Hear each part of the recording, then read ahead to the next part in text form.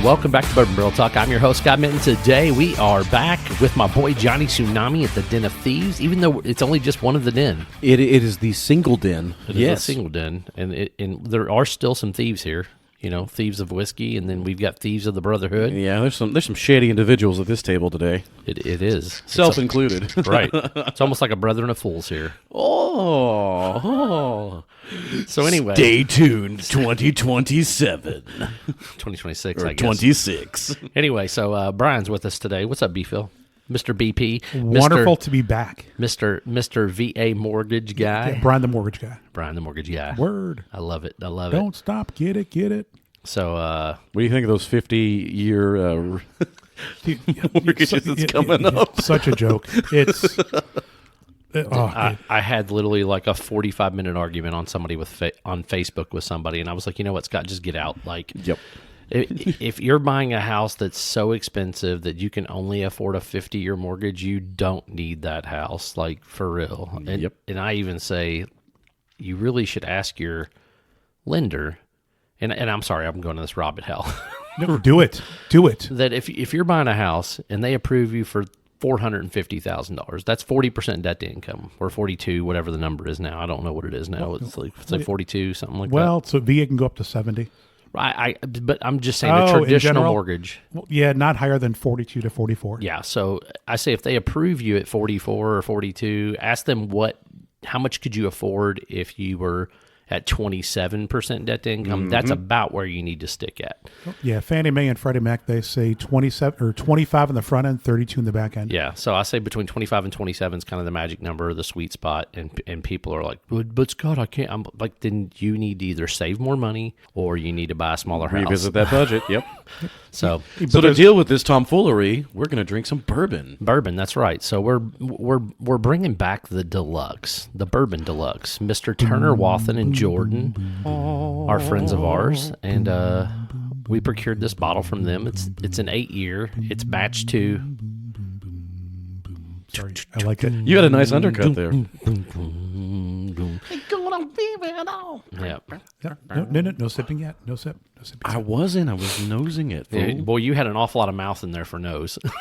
Right? I might have been facing it. Face hugging it. I was about to say. That's what he says, usually. He's like, oh, I'm just nosing it, baby. Shh, baby, it's all right. I'm just putting the nose in. So anyway, batch 2, Bourbon Deluxe, 119 proof. This is a Kentucky straight bourbon, and if I remember correctly when I read, or it might have been even when I talked to Turner and Jordan, I think this was 2 different distilleries blended in that were both from Bardstown. You are correct. It's 6 barrels of 8-year-old Kentucky straight bourbon whiskey sourced from 2 distilleries in Bardstown, Kentucky. Look at me, dude. I got a memory. I can't remember what I had for dinner last night or what I'm having for dinner tonight, but I remembered that. Yep. When it comes to those whiskey and credit union rates, you got it down like Rain Man. And I'm telling you, it's weird. I'm a weirdo. So Turner and Jordan are both at Rolling Fork. Spirits, correct. Spirits. Gotcha. Yep. Rolling Fork. Among other companies. They are more probably well known as the rum guys. Mm-hmm. But probably I fanboy the most for them because they have the Armagnac and the Calvados, the Wayward Cask series that I brought for your birthday party. Yeah. So that's where I probably am the most fanboying. But I was so excited when I heard Turner say that they were able to get this brand and bring it back to life. This is actually an original Wathen brand, which is Turner's last name. So it's kind of a neat thing that he was able to buy something back that his family started, back in the late 1800s. 1911. Oh, my bad, 1911.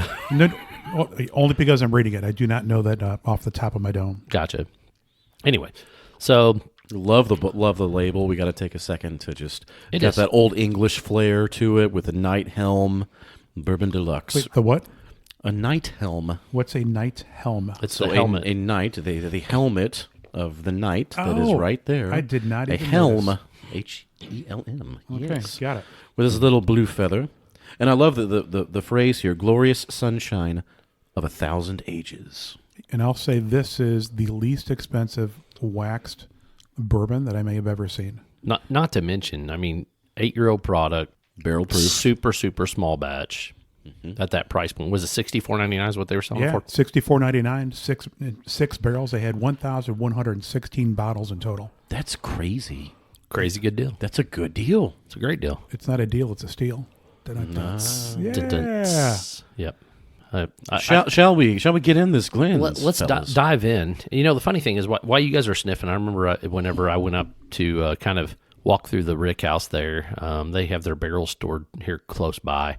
And Turner was telling me all about this batch that they were going to do, and we were sipping through some of these 8-year-old barrels, and I was like, I want to buy this one. I want to do a single barrel. He's like, we can do a single barrel, but we can't use this juice. And I'm like, ugh. So Was it being reserved for someone else? I think it was being reserved for the small batch. This one.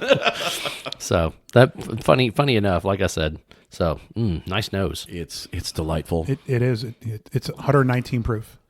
So Johnny, what are you getting on this nose, man? I'm gonna dive in on my nose. I'm gonna let you and Brian kind of handle this for a couple seconds while I get my wits about myself. Sweetbreads, a little bit of spice on the. Like liver sweetbreads, like from Silence of the Lamb sweetbreads. No, it doesn't have. That's not. It's not. No, not fleshy human sweetbread. Yeah, it's not metallic. Like Fallout sweet rolls. Like Gotcha. There we Bethesda go. sweet rolls. I was just being funny because isn't that what he said, that they were something Yeah, sweetbreads yeah, or he something did. on him? Well, Go with a nice Chianti. No, he said, and some fava beans. Yes. Dude, we were in sync. Chianti and some fava beans. So I'm going to circle back to presentation while you guys are nosing. It's beautiful. Yeah. Beautiful. I mean, it looks like the bottle and the label and the color of the whiskey were all done by a talented interior designer. Between the gold wax, the whatever font you said that it was, Mr. Tsunami, and what I appreciate about the label, I just noticed that it says Rolling Fork in tiny letters above Bourbon Deluxe. It's got such a nice, delicate nose. I mean, it's got some of your typical bourbon notes, a little bit of that vanilla, and then I do get a little bit of that yeasty bready note that you were talking about. But it's sweeter, so I think that's where that vanilla is coming through. Man, though, like Stone fruit, like a soft, fleshy stone fruit. Yes. No, he chose his sick child over us tonight, so I have no sympathy for him. He really just chose the U of L Kentucky basketball game over us. Let's call a spade a spade. Did I miss something? Because I said stone fruit, and you corrected me. Oh, no, He thought you were. I thought you were referring because Jared always says, "What's a stone fruit?" Oh, But no. He really is getting a stone fruit off this. I get a little. You were being serious. Yeah, Okay. I get a little bit of an apricot. I would agree. Apricot, nectarine, but kind of but like a softer nectarine, not one that isn't if it juicy yet. If it would be stony, it would not be as soft though. Be a little. Oh my gosh! You're welcome. The funny thing is, it does not come through on the palate. No, it's so smooth. It's well. I mean, I was hoping that fruity note would come through on the palate. It's more of that rye spice, more of that filled green sweetness. Some of that bready note still coming through. Yeah. What I would do to be in the room or in the Rick when they're blending, I can only imagine some of the words that will come out of their mouth. You gotta fucking smell this, man. This is amazing. Yes, they're very energetic and enthusiastic whiskey guys for sure. I will say a lot of the mouthfeel kind of, at least to me, dies a little quick, but the front of the palate, the middle of the palate, it's flavor. So you're not getting the I'm not really right getting. here I'm not getting the hug. No, in the back of the throat.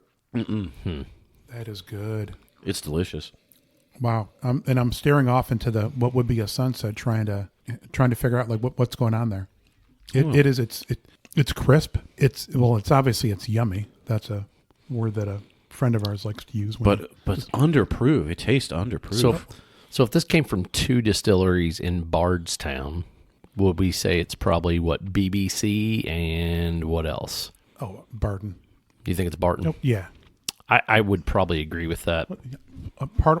Why do you think so? I don't think it's Heaven Hill. It doesn't have the same Heaven Hilly like taste profile.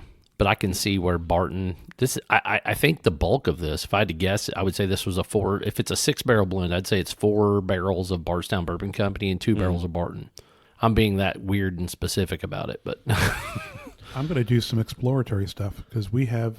No, no, you really don't. Yep, yeah. You thought you did. With that, since it's aged 8 years, but it is, you said it is a small batch. Does that would that mean how many of those would have to be at that 8-year range? They all have to be at least 8 years old. They all have to be at least 8. If Okay. if it's aged stated at 8 years, it means that all the barrels have to be at least 8 years Any old. of them going into the batch itself have to Right. be at least 8. Okay. Because it Gotcha. always has to be named for the one that is the youngest. So if The you had Ute. if you The had Ute. 90 bottles or 90 barrels of 15-year-old bourbon, and you put a 3-year-old bourbon in there, it has to be 3-year-old bourbon. Gotcha. Even though 90% of it's 15-year-old juice, you still got to call it 3 years It old. goes by the lowest one. one. Oh, Yeah. okay. Interesting. So now what I wonder is how long from when they blended it did they let it mingle and come together? Oh, like in a holding tank. Yep. Yeah. And also that if they rebarreled it or if they put it in a big old stainless steel, however many gallon that would be. I assume they probably just put it in a big stainless steel tub of some sort. That'd be my guess. Can you imagine the patience you need to have? Plus, that's like you're all in at that point. Yeah. If No, you, for sure. Wow. I'm sure they did some blending beforehand, right? Like 6 ounces of this, 6 ounces of this, 6 ounces of this, 6 ounces of this, 6 ounces of this, and they got a profile that they liked, and they're like, all right, this set in the bottle for XYZ, and it's pretty daggone tasty. I think this is what we go with. Do you guys? It's got some legs. It's really nice. It's also lighting, and I think part of the like peachy stone fruit tangerine thing, the color. It's for 119 proof at 8 years old. It's a little light. Yeah, it's not as dark as I thought it'd be. Not at all. Which is that so like if it I wonder if that's where like a lot of the darker fruits or the red fruits kind of give it that color too. Whereas this has that tangerine apricot fruit note, which does actually linger. The more I drink it, the more I feel it in the front palate. Yeah. It's crushable. It is very crushable. Yeah, we could. Yeah, we could. That bottle could be gone. Yes, we could put the bottle to rest if we really made that decision. 100%. All right. No, we got more time. This is delicious. No, I'm trying to think. It's kind of mild on the baking spices. It is. At least in the palate. I kind of get it around the tongue, but not much else. Do you guys ever drink Clearly Canadian? It's been a really long time. I was more of a Crown Royal guy, though, to be honest with you. If I was going to drink Canadian whiskey, that's kind of the route I went. Oh, sorry. It's a flavored sparkling water. Clearly Canadian. Oh, you're talking about that. Yes. You know what I was thinking? You meant like Canadian Mist. My bad. Oh. Does So, anyone yes. actually drink that? Clearly Canadian. The little, looked glass almost like an bottles. old, It and what was the other? At the same time, and then Orangina? no, Oh, it was that's Clearly something delicious. Canadian, Mystic, and then something else. All kind of came out at the same. Snapple all kind of came out at the same time. But Clearly Canadian is so good. They have a peach one. Yeah, And this remind you of that? It does. Wait, so Harkins? I don't know if a dude from Chicago can say Harkins. I don't think you can use that word. Yeah, I think you've immediately been canceled off of using that word. Dang it. All right. Sorry to all To you harken Southern back folks. of that time when you said the word. Yeah, so this is it's a little peach Clearly Canadian in the nose because it's soft. Yeah. It's almost a little, what's that, the word I can't say that champagne has? Oh, effervescent. Yep, that does not ever come out of this mouth. Yeah. Yeah, cleanly. Interesting that you said peach because now that I'm kind of going back to it, there is a bit of like a peach tea note that I'm picking up now. And it's the skin. It's the skin. It's got, when you say the tea thing, means for me, it's a little sharp and a little kind of a little zinger. Yeah. Little itsy bitsy. No, for sure.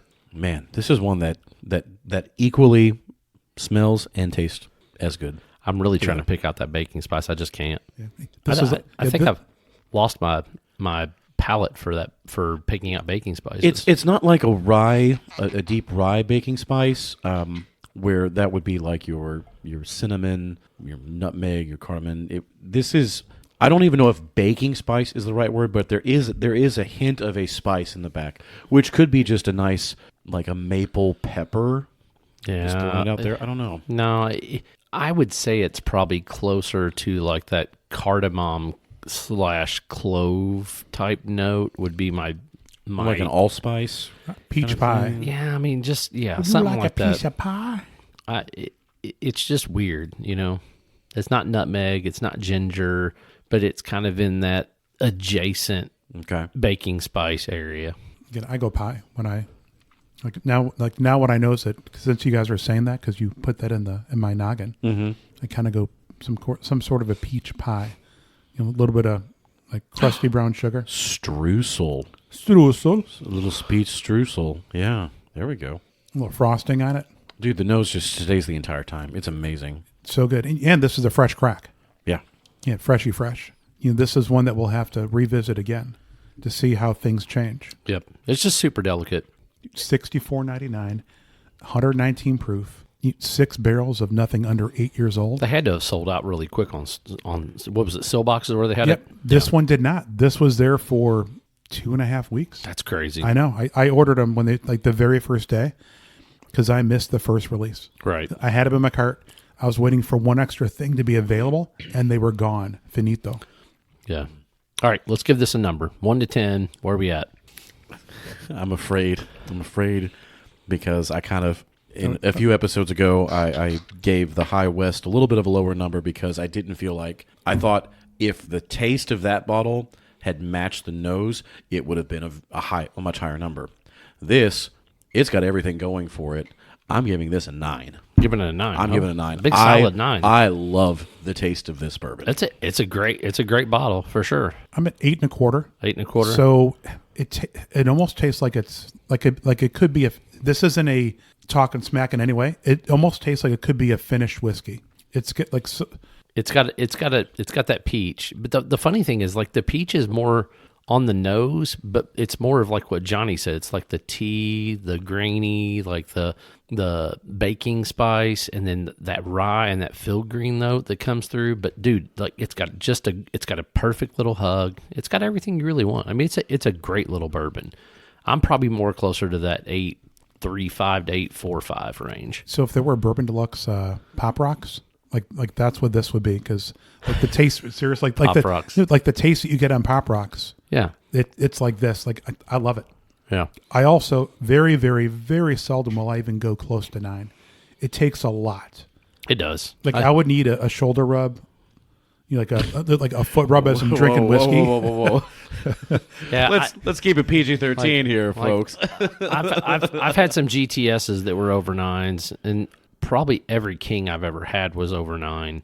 But man, 9s are hard to get from me. Like, I've not really had a lot of those, so Right. from what my expense is, my palate, my range that I have, and some of that also is, I think, because it's got that beautiful label. Yeah. Like, again, you are a label so whore. okay.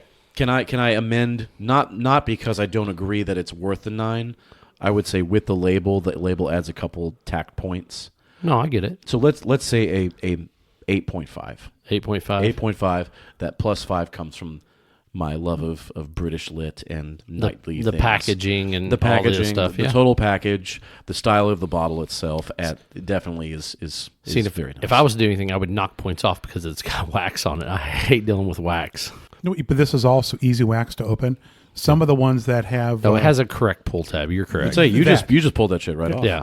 yeah, Yeah. like the ones that have the glass, the glass Corks. faux cork thing. yeah. F you. But they're so beautiful on the inside of them. They are such a pain in the butt to get off. Yeah, but they're you so can't pretty. see it when it's in wax. Like No, you don't know that that's it's true. in there. That's true. And then you're like, oh, and then you cut off all the wax. Yeah. This, like, it's going to stay exactly as it is. Yep. So do they release this every year, or is this a limited where they I think they're going to try to release it Usually. a couple of times a year. Couple times a but year, okay. it may not always be 8 years old. It might be 8. It might be 6. It might be 10. It's my understanding that they may have some of the 16-year-old juice that everybody was jonesing over that they might be doing a release on. Actually, so they've already released a 16, Okay, which so, is way out of my price range, regardless of how good the juice is. right. And then I think that they just put out there that they're going to have a 17-year. Gotcha. So that makes sense. So Yes.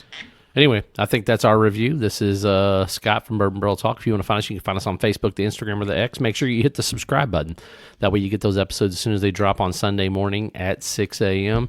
Follow us on whatever those social medias are. Send us messages. If you don't want to send a message that way, you can email it to bourbonbarreltalk@gmail.com and leave us a 5-star review on whatever your favorite medium is, whether it's Spotify, iTunes, Google Podcast, whatever it is. This we is Scott, value you? Yes. Johnny, and Brian. Sign off. Peace.